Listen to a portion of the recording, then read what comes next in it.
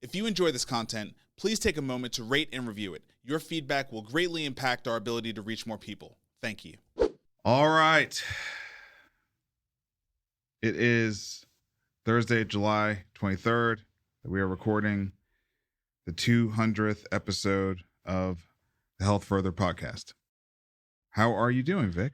I'm good. I'm excited to hit the 200 mark. I honestly didn't even consider how long we'd go, but 200 feels like a long-ass time. Yeah, man. We've been doing 200 weeks, or roughly 200 weeks, 4 years. Yeah, there were a couple of weeks in there where we were doing two in a week. We did some guest shows and things. Yeah. We have some stories to cover, but I think also we're going to maybe just try to reflect a little bit about where we started this whole thing and where it is today and where we think things are in healthcare today a little bit. We were talking before we hit record about maybe that. Take like 2 steps back, maybe not so much this week, but what's happening over a month or a quarter or a couple of years. Yeah.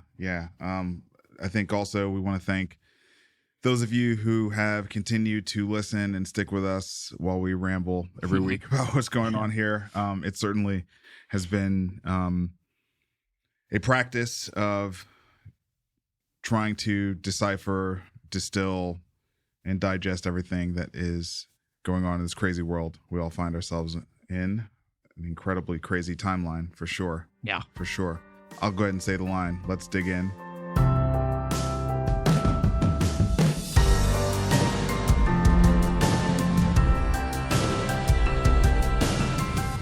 I was in Asheville last Friday. I think we recorded after that, right? Yeah, we did. And that was a good group for sure. There were some strong healthcare execs that were pretty innovative in the room. I have been reflecting now, having spent quite a bit of time at conferences over the last 2-3 months. I mean, June and July in particular. Yeah. I've done a bunch of conferences that have been pretty hospital centric. Yeah, kind of state groups or a lot of state groups plus HFMA annual. Yeah, right. So I've been, I mean, maybe it's like 5 conferences in the last 2 months. You know, Vic, there is a pretty sober tone in these meetings. You know, before I hit the stage, people are talking about the reality of it's going to get worse before it gets better. There's plenty of bad news to go around. I mean, these are kind of these are the sentiments. I mean, you know, they're showing up. They're in community. They're talking about how they're going to navigate this. What are you doing? What you know? What could we do? Is there a way to work together? All these things, right? Yeah. There is this sense of separation that I feel as someone who crosswalks these worlds. Right. Where I come in and I'm there to talk about things that I now know for sure at this point they don't see on a day-to-day basis. It's not in their family life. It's not in their social world, and it's definitely not in their work world. And it's so crazy to think about how those things are not fringe or niche. They're mainstream, and yet they could be out of the line of sight of the people taking care of the communities around this country. Yeah. I mean, where you get your news, I mean, from big platforms like CNN or Fox or Wall Street Journal or New York Times or podcasts, or I don't listen to podcasts. It's a very different experience. And one of the things I love about doing this show, the reason I do this show is we cover all of those sources and try to bring it into one hour summary, which is hard, but it forces us then to look at these different feeds. And I think a lot of people that are my age, 55 or older, have an assumption that the news is broadly fair and balanced, because when we were growing up, it was. And then sometime in the 90s, that rule of sort of giving equal time to both sides of an issue got thrown out the window. I can't remember the the ruling, but the FCC used to require that if you used their license, you had to present both sides of an issue. Right. And then that ended, I don't know when, 95-ish. Yeah. I don't know if it was Citizens United, but like Citizens United was one of that made it worse. Yeah. That made it worse. Yeah. Yeah. It might have been inside of that. And so there's this assumption that I get my news every day. I'm following this, and I understand that there's some slanted things in the Wall Street Journal is more conservative than the New York Times, but in general, there's a belief that it is covering all the news of the day. And I don't share that belief. And from putting together this show, I think it's clear that it's very different worlds. Very different worlds. It's very different worlds. And then I'll take it a step further, right? So even where there is shared awareness of something, it's then in completely different town squares of discussion. So for example, I recently saw the video of Mayor Mamdani talking about Benjamin Netanyahu being a war criminal, right? And I was like, you know what? I want to look at this video on X, and then I want to look at this video on Blue Sky. Interesting. Yeah. Same video. Yeah. Right. Right. But the thread below it. Yeah. Right. Is very different. The thread below it. Oh man. Like same video coming from the official account of Zohran Mamdani, and it's like two different, it's almost like he said it in two different parties, you know? And it's not just algorithms anymore. Like we can all choose our channel. And when everyone can choose their channel, it's like they're going to do the confirmation bias thing. Yeah. You're going to go where it reflects back to you what you believe. You know, and so even in spaces where the same information is shared, you don't get divergent discussion around it. You just get this echo chamber of response that just, reinforces whatever it is you like. Yeah.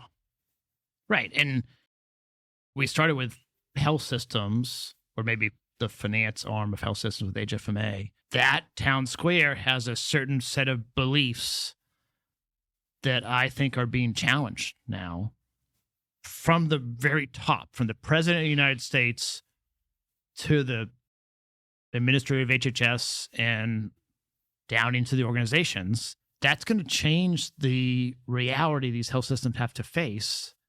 But I don't know that they're getting enough talks like you have. I mean, you bring them a great set of things to think about, but then they go back to their offices and their culture.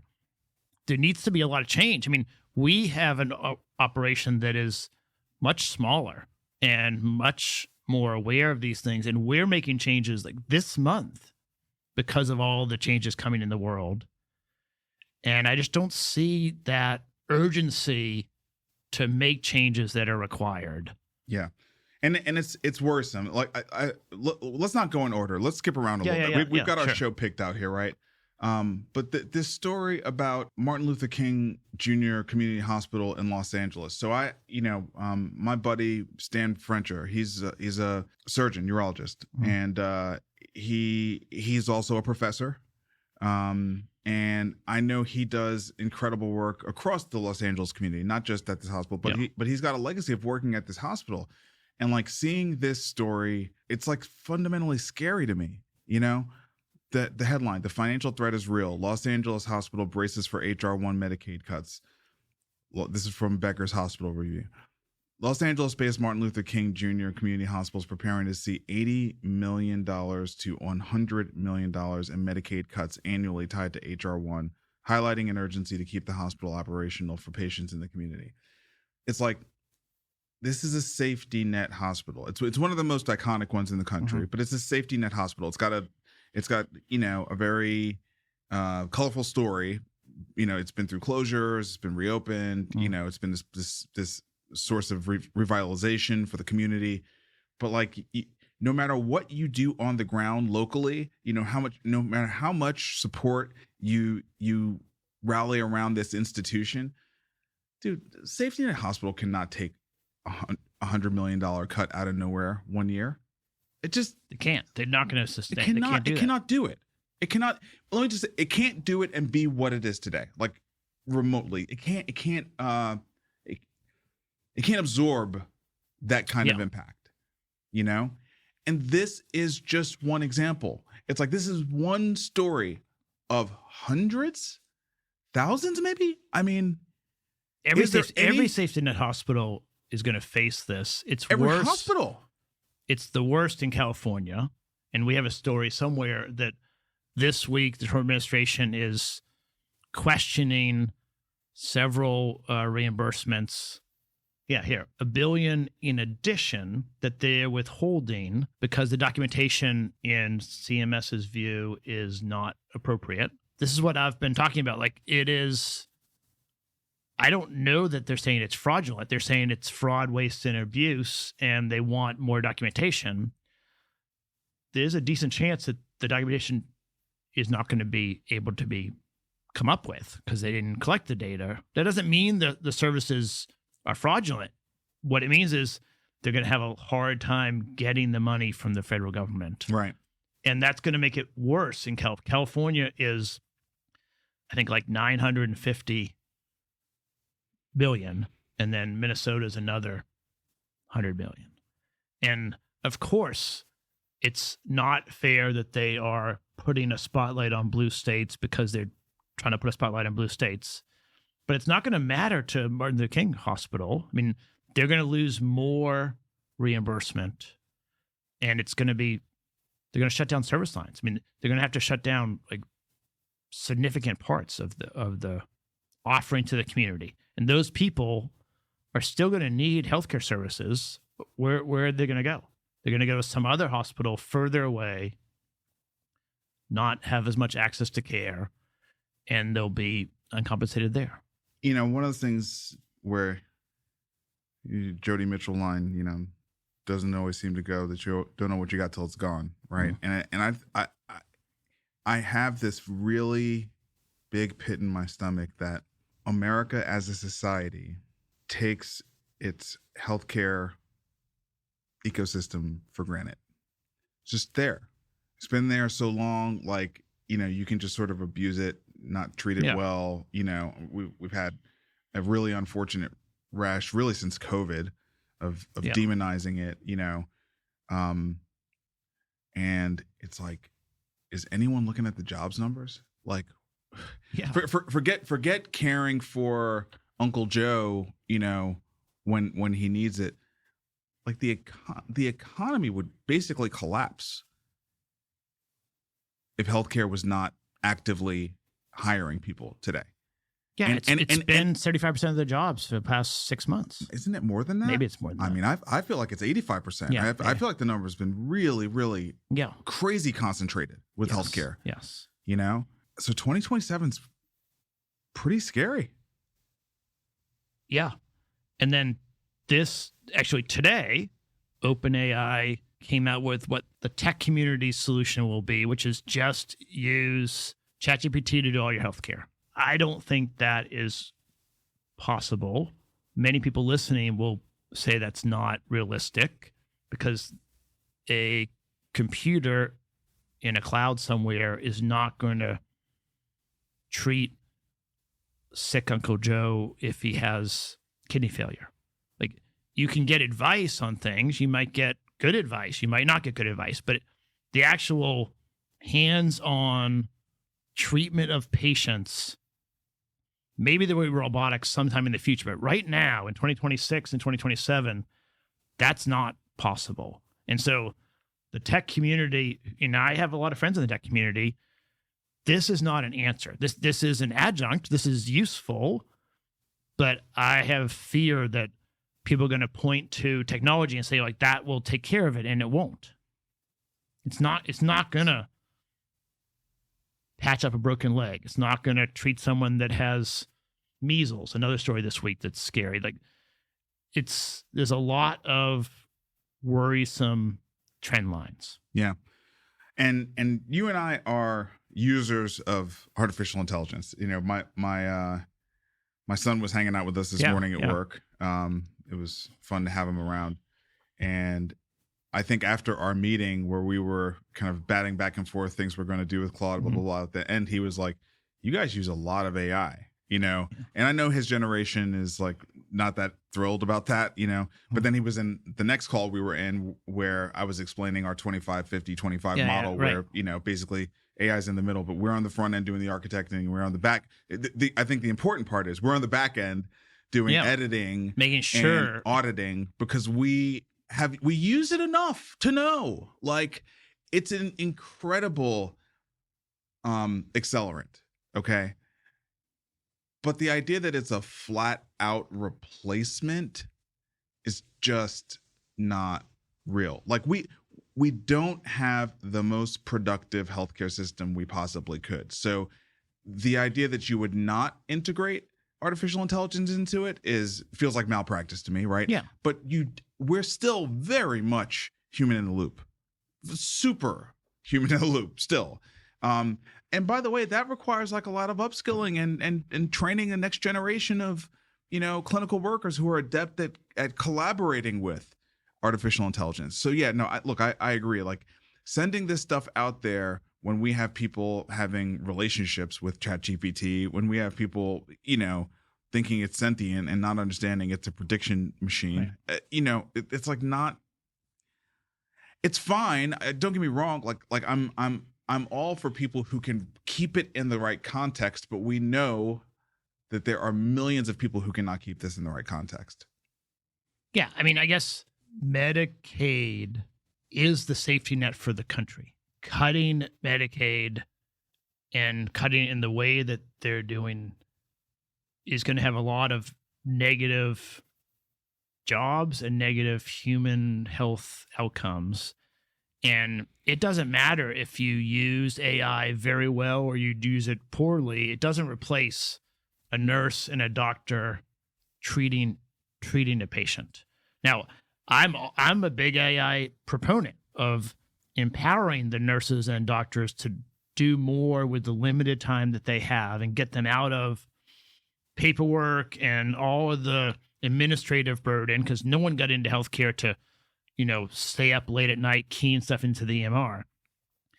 But it's one doesn't replace the other. And I know the Trump administration is believing that bringing price transparency and bringing kind of this changes is going to somehow make health systems get more efficient. But there's going to be a lot of pain and suffering in that process. That's not going to be a fast process. Let me ask you a question. I'm on this story here from Healthcare Dive. Molina plans additional ACA cuts in 2027. I mean, by next year, ACA is just going to be completely gutted. Yeah. I mean, you know, it's going to be a shell of what it was, which is remarkable, right? To see how without direct attack legislature, through a bunch of proxy regulatory changes, yeah, I mean, the same effect was brought about. My view is that in Trump version 1, they failed to kill ACA. Right, in Congress. And so they came in version 2 with a different strategy that is being very successful. Very successful, right? So anyway, here's my question. My question is not about this specifically. My question is about the vibe that I've been feeling at these meetings, right? When we record these shows, every once in a while, I just sort of wonder, man, are we like overly negative? Talking about you and I. Yeah. Like, are we overly negative? You know, like especially like if we like end the show with a bad story, I'll be like, man, like, can't we do better than that? You know what I mean? And, you know, we'll listen to Moonshots or All In or whatever. And Moonshots is probably a better example, right? You know, because those guys are, they are very, very intentional about being optimistic. Yeah. Like that is their. That's the ethos of the show. It's the ethos of the show. They're trying to be optimistic.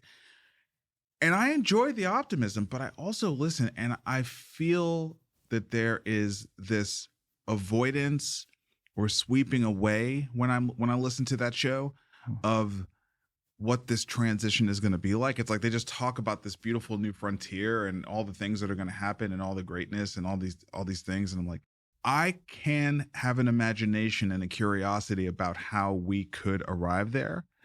And everything that I'm seeing on the way there is looking increasingly concerning, increasingly destabilizing,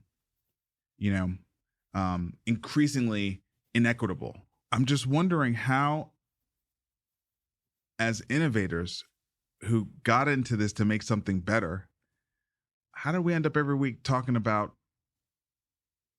all this stuff that's like so hard? I think it's because I see too much optimism and like YOLO, let's just do this thing now on social media or media in general. And I have a lot of fear that doctors and nurses and hospital administrators and payers have kind of a belief that they're doing important work, and there's political fights, but it'll work out okay. It's always been fine. And I'm not sure I believe that. I mean, one of the things that I like about this show is we don't have sponsors. We don't have people telling us what we have to say, what we don't have to say. And so we end up just talking about what we're seeing in the news this week. And there's a lot of exciting things. I mean, there is, I'm not going to say it right, the Yogamoti factors. There's like rejuvenation technology, and people are using AlphaFold to invent new treatments for heart disease, which I really care about. And, making people look younger without doing a facelift. And all that's super exciting and is not going to help a poor person in LA when they need treatment. And so I think often we're trying to frame this for doctors and nurses and hospital administrators and people in the payer community that maybe don't have sources of news that they're seeing these things. And I don't think that the federal government is kind of organized to swoop in and save the day. I don't think that's what they're going to do. And maybe there'll be a new federal administration after 2028, but it's a long time from now. The people that I've been engaging with over the last 60 days cannot somehow, quote unquote, leverage AI to get out of $100 million Medicaid loss next year. That's not, I mean, and look, could you? No. You can't turn the ship that fast. Even if you hired the entire team of Anthropic, I don't think they can turn the people and upskill all the workers and deal with the physical infrastructure that's there in the time frame that would be needed to do that. I just don't think it's now. I mean, we're venture capitalists, so there's a lot of times, and I've been on boards that just where we say we have to make layoffs, we have to do a reduction in force, and maybe we could squeak by with a 30% reduction, but it is really damaging to the culture to do a layoff and then 6 months later another layoff, then 6 months later another layoff. Right. So it's better to let's do a 45% reduction. Right. And we'll take the really difficult cultural hit now. And then if we have to hire 40 people back 6 months from now, that's a positive sign, and that's better. And I think that's right. But doing it at a nationwide level with the health system that is, $5 trillion and something like 20 million clinicians is just a big experiment that we haven't done before. And I think a lot of people in the Trump administration come out of that sort of private equity, venture capital, innovator mindset, but they're working with a much bigger ship and with a group of people that are not used to this kind of change. Yeah, and I guess I think about like the the cascading effects, right? So we're talking about people need to get a job, people need to get a job, people need to get a job, but we're very clearly going to implement a broad reduction in force, as you just said, across the number one hiring industry in the country. What percentage of those people won't be able to quickly find other work and will themselves end up being uninsured because they're not doing what they're supposed to do and working? You know what I mean? Like there's kind of like this really nasty domino effect of this. It's like a negative flywheel, you know, moving in one direction. And there's just been, I just feel like there's just been so many knocks against those who are not well positioned. Like if you're well positioned, there's so many ways you can insulate and isolate yourself to a point, not forever, but to a point. And make it so you don't have to feel the reality of what average everyday people are dealing with. But if it feels like it's stagnant or bad now, I mean, I just don't think people have priced in how fundamental an industry that represents 20% of GDP, that hires the most people, that like takes care of people when they're down, and never gets paid enough to do it. Right. Like what happens when you take the axe to that same industry again? You know, and I guess what I'm also saying at the same time is my exposure to the people leading that industry is at the highest levels, they understand this, but many leaders of institutions do not fully understand it. And even if they understand it, they're not taking action today in July to be ready for next spring. They're many. So some are. Maybe some are, but not at the scale that will prevent a lot of difficulties. And I mean, how can they? Like their options are pretty limited, right? I mean, they're just going to have to get ready for big. We're just going to see. We're going to have about 3 months where every week when we're doing the show, knock on wood, we're still doing the show. Yeah. We'll just be talking about this company had a riff, this company had a riff, this health system had a riff, this hospital shut down, this hospital shut down. It's going to be pretty implosive, you know? Yeah. And that, I mean, the way I see it is that leads to a groundswell interested in democratic socialism. Because which we already have. Starting in pockets, I think. And I think it's going to grow dramatically because if they can't find a job and they can't get health care and the federal government's not taking care of them, I mean, healthcare is it's a weird industry because there's a lot of for-profit healthcare, sure, but there's also a lot of nonprofit, and then there's public health, and it's like this.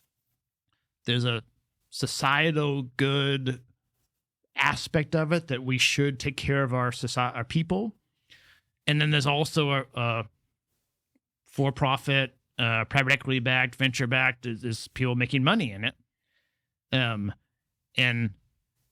if that fractures, I think there's a lot of people that will say, I want to go with this candidate because he or she says they'll take care of me.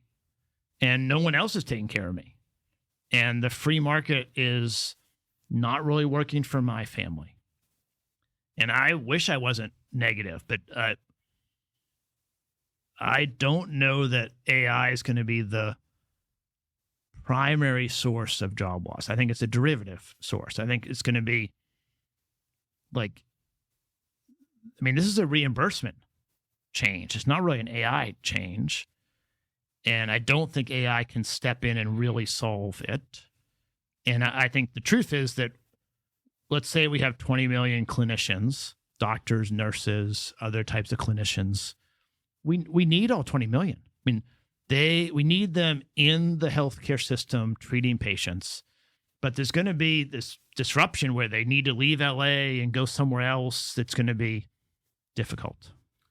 Okay, so I want to keep moving on this democratic socialist line, because I actually think like that the group that gets into that is going to get bigger and bigger and bigger. Yeah. I mean, so this was kind of, you know, the big VC story of the week, and it's not a healthcare VC story for us. You know, Travis Kalanick, who was the founder of Uber, has a robotics company. This robotics company is going to eat more jobs. Okay.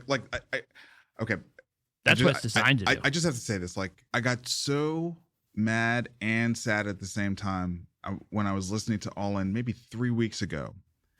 And David Freeberg, who used to be the science guy, you know, and I guess now he is kind of, but he got all on this like California politics thing. And now he's kind of like Sachs, basically. I mean, he was like screaming on the pod about how, you know, there's not going to be this job loss. Where's the job loss? Where are the numbers? You know, for a science guy, it's like, well, can we have a conversation without you yelling, first of all? Right. But second, like, dude, there's a lot of job loss. Like, what are you talking about? Like, and you want to know why there's job loss? Because A16Z and a bunch of other guys just invested $1.7 billion into Travis Kalanick's new company called Atoms. Bain Capital is in, blah, blah, blah. You know, it's clearly a real world automation company. Yeah. Clearly. I mean, 1.7 billion. So it's like, let me explain what I mean when I say the spectrum of who's going to start thinking about democratic socialism. Yeah. So it's everybody from the worker who can look 2 years down the road and see how Uber has become Waymo, right? And say, well, obviously this is just the same thing coming for the food industry, right? To venture capitalists like us, who are going to be like, dude, if one company is raising 1.7 billion, like that's a new bar for what the major leagues are. You know what I mean? Like, yeah, we're basically doing brick and mortar mom and pop corner stores right over here, writing $1 million and $2 million checks. 1.7 billion. Yeah, and I think the jobs topic, I think, is really difficult, because I agree, this company and others, Waymo is a good example, there's been plenty. It's very clear to me that we will not need the same number of workers in the restaurant industry when Atoms is at scale delivering all of these very inexpensive and tasty food options that are great for consumers, just like Waymo is great for consumers. But where are those consumers going to get money to buy it? And yet we haven't seen statistically significant job loss yet. So like, people will say, I want proof, and you are speculating. And the way I see it is both sides are right. Like it hasn't hit yet, but that doesn't mean it doesn't. It's not coming soon. It's a bad faith argument. Yeah. It's a bad faith argument. We have enough priors to run the game theory. And not even that. Like the idea that I need the data today. And first of all, I think there is enough, first of all, it's a lagging indicator, right? Like the data you're asking for is lagging. It's not leading. Second of all, there is enough on the leading indicator side that is flashing red lights right now. I don't even need to go there. In our business, we used to have at a peak maybe 18 people. Yeah. And we're doing more. I would argue we're doing more today. No question. With 3 people. No question. And we are maybe 6 months ahead of some firms, but we're not No. years ahead. And so I understand this because I'm living it. I can see it in my own company. I can see it in our portfolio companies. And I know what Travis is going to do. And it's because he talks about it. I mean, he's very clear. He is building, all of these, whatever, Kava. There's probably 30 companies that you walk through the line and you get you ask for your ingredients and the person makes it in front of you there, and then you take your bowl and you go home and eat it. There's probably 30 chains, and they each have several hundred stores. He is very clear that he's disrupting that space with a model that has 0 people. Totally. There's no people. He makes these bowls. He has 8 different styles. So you can get Asian, you can get American. You can go to the place and just get whatever you want. So like you want something different than I want. The robot puts it in like a little cubby, like we have downstairs. And then an Uber driver comes and picks it up. Vic, when are we going to interact with humans? I mean, it's going to be... We're going to get in cars that are not driven by humans. We're going to get food delivered by a robot, made by a robot. We're going to talk to robots on our phone. We're going to get our health information from a robot. When are we supposed to connect with another human? When is that supposed to happen? I know. We're shrinking the size of our companies because we can. Yeah. I mean, I think we need to create jobs so that people have a reason to get up in the morning. How can we do it? How are you going to do it when a very, very, very talented, competent entrepreneur who I believe has a very high chance of being successful, enhanced by the fact that he just raised $1.7 billion to do it, is on the job to compete against the humans? Yeah. I mean, I wrote an entire book to try to deal with this. And my answer was that it would be possible to have a community health kind of job where I'm taking care of 2 of my neighbors and I'm paid for that, because we need to find a way to get money to the population so that they spend money. Like, we have to eventually get to that point where, like, I don't think universal basic income will work because it's too depressing just to take money and not do anything. Dude, not only is it too depressing, like, it doesn't. Okay. We'll have it if the Democratic Socialists get power. We will not have it if the Republicans have power. It is antithetical to their ethos. No, it's not going to happen. It would only happen if the pitchforks really came out and they had to do it to stay in power. But dude, the pitchforks actually have to come out. They can't theoretically come out. They actually have to come out. So the Republicans won't be doing this. Okay. I mean, eventually you need the DSA will do it, but DSA will do a lot more than that. Yeah. Right. It'll be a lot more than universal basic income. Yeah. Well, that's the transition. We're going to have 2 parties that are very extreme. The Republicans are all about capital gains and owning a business in the top part of the K, just to shorten it.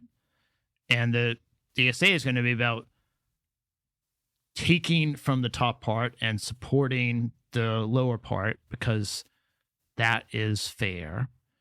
And they're going to fight it out. And I think it's going to be really bad for a couple of years. I feel like we went the wrong way. I was trying to go positive and I didn't.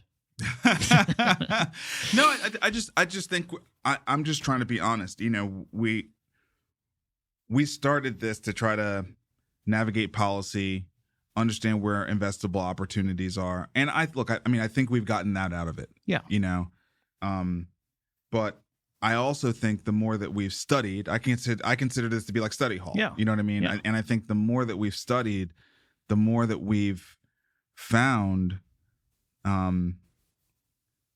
a really troubling trend that, yes, the general public understands, but we have all these micro storylines that we've been tracking, you know, and they all just continue week after week to go in the wrong direction. I mean, I think that's part of it, right? Part of it is we're looking for the news. We pull these stories and it's like, what?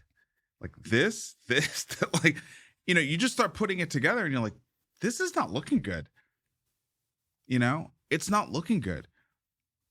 And it's uninspiring, right? Like, at the end of the day, yes, we raise money. Yes, we have funds. Yes, we're backing entrepreneurs. Yes, but like the idea that the quality of the society in which you do all this in doesn't matter and should not affect you, like, that's just bullshit. Yeah. We're not robots, dude. You know what I mean? We're not robots. Yeah. I mean, I agree. The only place that I see optimism is in biotech. Like, there's a lot of pretty interesting new treatments for really difficult diseases that are exciting. That is a bright spot. But that doesn't translate to jobs in any meaningful way. No, it is a bright spot though. Yeah, right. So it is a bright spot. We will see. I mean, we're going to see cures for things. We're already seeing some cures for things, and I just wanted to touch on that. But the rest of the storylines are really difficult. And I mean, war in the Middle East seems like it's escalating versus not escalating. And the political parties are not, I don't think they're going to get more willing to compromise. I think it's going the opposite way. I don't know. I mean, there's a lot that health systems and providers could do if they believed that their reimbursement was going to be cut by 30%, but they don't believe that. And so they're not taking action, and then there's going to be... You don't think they believe that? I don't know. I don't think they're taking action like they believe it.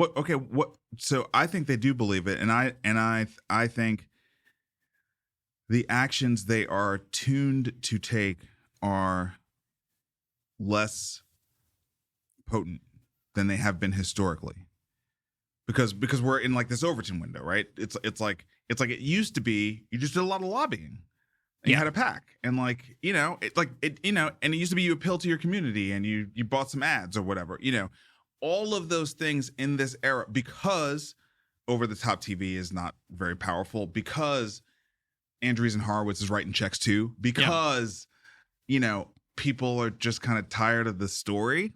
Generally speaking, like it's not a novel story, because Trump himself is making billions from crypto. Correct. The crypto lobby is there are other forces that are contributing more. There's other forces at play. Yeah. There are other forces at play. Yes. So I think that the playbook that they know how to use is waning.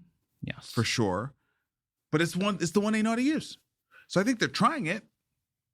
But they're trying it in a world where it used to be everybody was tuning into the same TV channels. And now, like, if you want to reach Blue America, you need to be talking on Blue Sky. If you want to reach Red America, you need to be talking on X. It's like it's a far more difficult challenge today than it was before. And then I think maybe we can also look to the fact that maybe a broad problem across the country is that we just have too many old people. It's not just a gerontocracy. It's just like we just have old people running everything, and these old people they're not up to speed on tech. They're not up to speed on these different social networks. They're not up to speed on crypto. They just think it's like weird and not real. In politics, in health systems, in payers, in government, city government, and state government, everywhere. And so they're not effective, right? Yeah. Because if you don't know how to use those things, A, you're not as effective as you could be. B, you don't even know who is effective. You know what I mean? Like I cannot tell you, Vic, what it feels like when I'm on stage and I talk about David Sachs and nobody knows who he is. Yeah. It just feels like this guy pulled off the masterstroke, It's like how many millions of people don't know who he is, and how much power has he amassed? Yeah. It's remarkable. Yes. Same with Joe Rogan. I mean, there's a lot of people that haven't ever listened to people know Joe Rogan, and they know his name, but I don't know if people have listened to him. Well, I'm literally saying brand ID. They know Joe Rogan. Yeah. They know Stephen Miller, right? Like, they don't know even David Sachs's name. They don't know his name. And he likes it he wants it that way. Yeah, dude. They don't know his name. Yeah. That's what I'm talking about. Like, if I were to ask my parents, and they have no business knowing who David Sachs is, right? They're 88. But if I were to ask my parents, who is he? they would have no idea. I don't think my wife knows who he is. Probably not. I mean, if you don't study this stuff, maybe not every week, but every couple weeks, like on X, on YouTube, on podcasts, you wouldn't know.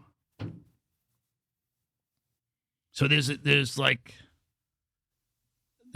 different realities, and the people that are charged with making decisions, they're not up to speed. Any other key stories we should talk about? You want to talk about this Google story? Yeah, let's talk about Google. So Google came out with their earnings this week. The stock was down dramatically after the earnings announcement. Didn't they have like a profit like up profit 200? was up 400% since last year. Their cloud business grew at 86% quarter over quarter. And they're investing in a range of $195 billion to $205 billion in Capex next year. The way I see that is that's because they see the demand for cloud services growing at 86%. They need more resources to serve that business. How could you see that any other way? Well, stock market didn't like it. And the reasoning I could find is 200 is an emotional number, and they were at 175, and 200 is scary. That does not make sense to me. But they are investing full speed in this, but the revenue is growing at the same pace. I have a question for you. Okay. You brought me into this industry. I didn't really understand valuations before, you brought me in. I mean, now I've been working with valuations over a decade. Yeah, right. But you've been working with valuations a lot longer. So here's my question. Okay. Have you ever seen a market, and I'm combining public and private, where valuations were more difficult to wrap your head around? Was there ever a time was .com? How was .com compared to this? .com was obviously wrong. This market is more nuanced than that, I think. Yeah, that's right. It's not straightforward. Right. So people were in a frenzy about .com and chasing, and it's just a tulip craze, right? They're super excited. The middle part of the bell curve jumps in all at the same time, and they prop up everything because they want access. We've seen that in crypto, not this year, but we've seen that in crypto happen. And it's just like part of the animal spirits of markets. This market, though, is I don't know, bipolar. There's like all these different cross currents. And in my mind, Google is a screaming buy. Like I have bought more in the last year. I think it has, they have the full stack. They have everything, and they have all the productivity apps. The only thing they don't have is an impressive model release schedule. And they don't have, their model is behind. Yeah, we're saying the same thing. Yeah. And I think that the value of models is getting commoditized, and that's not going to be as big a deal. Doesn't Wall Street think that? I mean, I don't know. Because isn't that the reason why? I mean, SpaceX is down. I mean, Anthropic and OpenAI are both like holding, pumping the brakes. So I think the story is out, especially after last week. I feel like the story is out that this is going to be really hard to figure out how to maintain value in this model business. Well, I think without regulatory capture. I mean, it's pretty clear Anthropic is going for regulatory capture now, right? Very clear. Yeah, I don't know if we're covering it. They're putting another $20 million in. So this is just a weird thing to get my head around. They're investing millions of dollars in state elections in order to increase regulation on themselves. It's not it's regulatory capture. That's regulatory capture. Yes, but they haven't won yet. I mean, okay, it's regulatory capture, but I don't. Once everyone sees it, it's harder to execute. Yes. So there's a post on X. I'll send it to you, and Okay. we'll stick it in the show notes because it's like the guy from the White House Office of Science and Technology. So it's Trump advisor for the Office of Science and Technology, and he has this whole post about how we have proof that Moonshot AI, carried a widespread distillation attack on Anthropic, blah blah blah. Yeah. Like it's like one of those essays, Yeah. And like every post after that was one of two flavors. It was either, they did it in like 15 days. Like that would be an all-time fastest distillation of all time. Okay. Or it was like, just like Anthropic distilled all of human information to include my book, Right. my videos. Yeah. You know what I mean? And so it's like there's no moral high ground for these companies. There's no moral high ground. There's no belief in it. And in a K-shaped economy, trying to fight to make the average American pay $50 for the same token that you could be paying cents for is like not a winning strategy. Yeah. So we're a long way off from the Claude that crushed it on the Super Bowl ads, right? It's a different story now. Yeah. And Anthropic has a lot of smart people, but I think that it's a hard road. I mean, it's kind of like if your strategy gets out, it's much harder to execute the strategy. So, okay, so can we get back to Google? Pulling up this ridiculously great quarter plus year over year standard of performance, and their stock price going down. I mean, so this is what I'm talking about. It's like this is the valuation stuff that I am just does not make sense. I am just struggling with. I'm with you. I mean, I am a Google shareholder, very happy. I believe long term they're so well positioned. It's like they've got so many great aspects of the network in place, so many. And if you just can kind of step back and look at it all together, they still own Waymo, right? Yeah. I mean, dude, look, I now that I'm in Nashville, more like I've seen them all over the place. Dude, they're everywhere. Yes. In my 10-minute drive from the apartment to the office, I'll see like 10 Waymos now. Yeah. That was not the case 2 months ago. No. And it's scaling from here. I mean, they're not slowing down. I mean, I think there is a small subset of people that think someone will get to like recursive self-improvement. And then it's game over. And it's game over, right? I don't believe that. I might be wrong, but I don't believe that. I think there's enough competition that there's going to be multiple. There's enough proof points that's not true. I mean, that's what I think. But Kimi K3. Yeah. GLM 5.2. Like, I think those are the proof points. Like, it may not be the exact same thing, but it's right on the heels. It's going to be there. Like, I was talking to my son about this yesterday because, people don't know all the things. A lot of times, like, people are so US centric. My son, who I consider to be very, very smart about this stuff, and he's an engineer. Dude, he was the one who told me about NVIDIA like a million years ago. Yeah. Because he was a gamer. You know, Yeah. He told me about NVIDIA forever ago, before there was AI. Okay, and I was talking about robots, and he didn't know about Unitree, and I was like, dude, you need to Google Unitree right now. And he looked at it. He was like, what? I don't know if I know Unitree.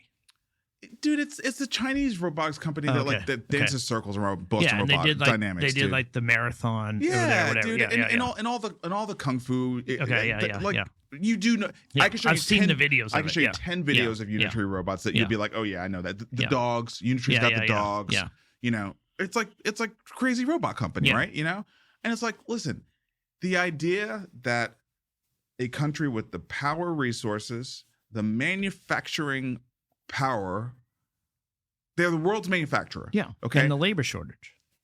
It's like, you think they're not going to get to RSI too? Come on. Yeah. No, seriously, Vic. Like, you really think China's not going to get to recursive self-improvement? I think China will. I think Google will. I think OpenAI. I think they're all going to be. There's going to be a bunch of people going to get there. Yeah. Yeah, it's not going to. There's nothing about that game that smells like it's winner take all. Nothing. It if anything, it smells like there's no moat. Yeah, that's what I think. That's the. I mean, I think 80% there's no moat. 20% someone gets a. The thing about recursive self-proof is if you get a little lead, it can expand. Sure. But I think that's the 20% or less version. Look, as you said so many times, you made the point to me last week. I had to actually like really add that to my ground truth, kind of thesis. Anthropic is compute starved. Yeah. Guess who's not compute starved? Google. Guess who's got their own chips and can optimize the AI to run on their chips, yes. the ones they invented. Yes. Why would you not bet on the organization that is not compute constrained? I don't like, it's those kinds of things. It's like you don't understand the full stack. So, okay, you're giving this company credit for this one thing. It's like, look at YouTube, look at Waymark, like look at the data asset that Google has versus the data asset that Anthropic has. I mean, bro, like these are not even in the same universe. Right. So like one is Little League and the other's the World Cup of data assets. Yeah. That's right. It's just not even remotely close. So yeah, so what? Google, Gemini, dude, what's to say Google is just, there's a very good chance Google is just like chilling in the cut and not showing their cards with the quality of model that they have. Because it would actually draw more attention to them. They'd have to deal with all this, national security nonsense. Right. I mean, it's certainly true that they have multiple priorities, right? They're trying to do a world model. They're doing AlphaFold. They're doing Waymo. They're doing 100 things and optimizing their text-based model to be the best in mid-2026 is like the 30th thing on their list. As it should be. Yeah, right. As it should be. I think it's just part of the crazy world. And then I think we should cover the OpenAI health. No, well, we can cover that, but the escape. Oh, okay. Let's end here. Let's end here, and then we have some friends who have some messages. But OpenAI's model escaped and hacked a company in cybersecurity tests gone wrong. They were able to penetrate Hugging Face's defenses. For those who don't know what Hugging Face is, it is an online repository for all sorts of LLMs, all manner of them. You can find there. It's got benchmarks. It's got access. I think you can like use it as an API to run different models. Yeah. It's like all the things. Service. Yeah, it's all the things. It's all the things. And I think that they couldn't even stop the cyber attack with OpenAI because of all the guardrails, and I think they had to use like GLM 5.2 to stop the attack. I don't know how they stopped it, but just to set the story, so OpenAI was trying to test the cyber capabilities of their new model, which is not released. I'm pretty confident it's GPT 6.0. Yeah. And they had it in a sandbox with no internet access. And the task was to assess benchmarks of a bunch of things, including this model. It decided that the fastest way to get the answer was to break out of the sandbox and hack Hugging Face, because that's where a lot of benchmark data is. And it just did it. And Hugging Face knew it was not a human hacker because of how fast it was moving. And OpenAI took as many precautions as they thought they needed. This was not that they didn't think the model was powerful. It's that I don't know if they couldn't stop it, but they didn't put enough guardrails in place. It is the first time that I know of that's happened, where a frontier lab let a model get out of their control because it outsmarted them. So it just feels like it's a milestone on the road to. So I asked Grok. Okay. about like how Hugging Face was able to stop it. Yeah. Because obviously, like what it did to break out was serious. Yeah. It was very serious. Hugging Face detected and contained the agentic swarm, tens of thousands of automated actions. For forensics on the attack logs, payload, commercial hosted U.S. frontier models, safety guardrails refused to process the material. Hugging Face therefore switched to a locally deployed MIT licensed open weight instance of GLM 5.2, running it on their own infrastructure, let them finish the analysis without sensitive logs or credentials leaving their environment. So you can't use the U.S. models to do forensics on cybersecurity. You have to use the open weight models. They won't allow you to. They won't allow you. They won't allow you. Yeah. They won't allow you to. Except when one of those frontier labs loses control of their model, you have to figure out some way to defend yourself. So you are going to need a Chinese model to save yourself from a U.S. model. Right. Yes. And Anthropic's trying to convince us to outlaw them. That's crazy. It's crazy, dude.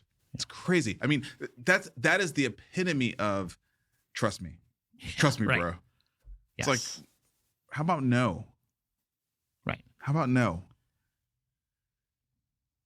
Competition is healthy. And I'm sorry that Anthropic only has one product, but it's better for everyone who doesn't work at Anthropic or have a share in Anthropic to have open source models. Just is. Doesn't matter if they're from China or France or America or anywhere. Sure doesn't. Sure doesn't. I don't care where it came from. We're going to put it in our hosted site.